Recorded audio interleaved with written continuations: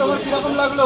দারুণ দারুণ একটা আলাদা অনুভূতি যে এত বড় মঞ্চ থেকে এত বড় সম্মান, সত্যি সব কিন্তু আমার কিছুই না, সবই এই ফ্যান ফলোয়ারের জন্য। দেবাংশু দার হাত থেকে তুমি পুরস্কার নিয়েছো, কিরকম লেগেছে? দারুণ মজা। ওরকম একটা রাজনীতিবিদ লোক এবং বর্তমান আজকে যুব সমাজের একটা বড় কৃতিত্ব দেবাংশু দা নিজে হাতে দিয়েছে, মানে একটা দারুণ মজা।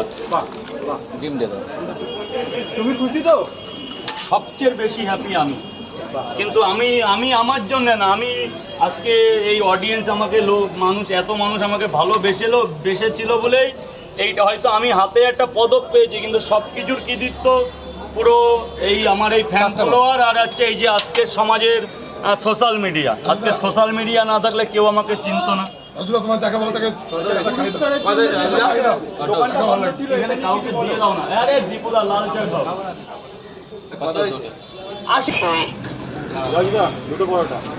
দুটো পরোটা আনলিমিটেড তরকারি মাত্র 20।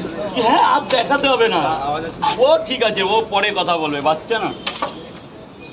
স্যার দুটো পরোটা আনলিমিটেড তরকারি, আগে খাবার ধরুন, টাকা লাগবে না, আগে খাবার। এবার টাকা দিলে দিন, না দিলেও কোনো ব্যাপার না, ব্যাস ভেতরে চলে যায়, একদম গোডাউনে চলে যায়।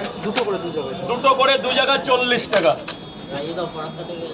অনেক ধন্যবাদ দাদা এতটা দূর থেকে আসার জন্য। দুটো করে পড়ে গেল ভাই। কোনটা তুলবো?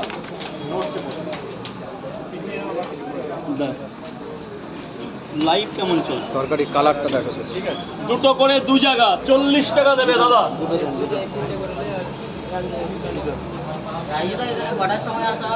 আমি ভোর 6টার মধ্যে দোকান লাগিয়ে দিই, 6টার মধ্যে। স্যার বলুন, 6টার মধ্যে দোকান রেডি হয়ে যায়, মানে মানুষ খেতে শুরু করে দেয়, চেষ্টা করি। এবার কোনোদিন আপ ডাউন হয়ে যায়। কত টাকা এটা? 40 টাকা। যতটা পারি 6টার মধ্যে আসার চেষ্টা করি। দোকান বন্ধ লাগার একটাই কারণ যে ওই যে অনন্যা সম্মানটা পেয়েছিলাম রবীন্দ্রতীর্থ অডিটোরিয়াম, যার জন্য 2 দিন ছুটি করেছি।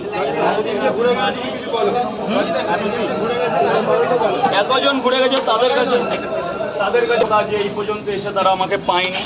আমি বলে গেছিলাম অবশ্যই, কিন্তু ছুটিটাও বেশি হয়ে গেছে।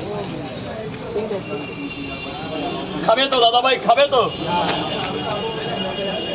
3টে পরোটা ডিউটি থেকে আসলে, তাহলে তো আছো 1 ঘন্টা। আমার একটা হেল্প করে দেবে, আগে করে নাও তোমার কাজ বাজ, তারপরে তুমি ছাড়া পারবে না। আমি কয় জায়গা আগে একজন কে নিল 3টে পরোটা? পয়সা দিয়েছি না, তাই দেয় না, মানে একসাথে দেবে।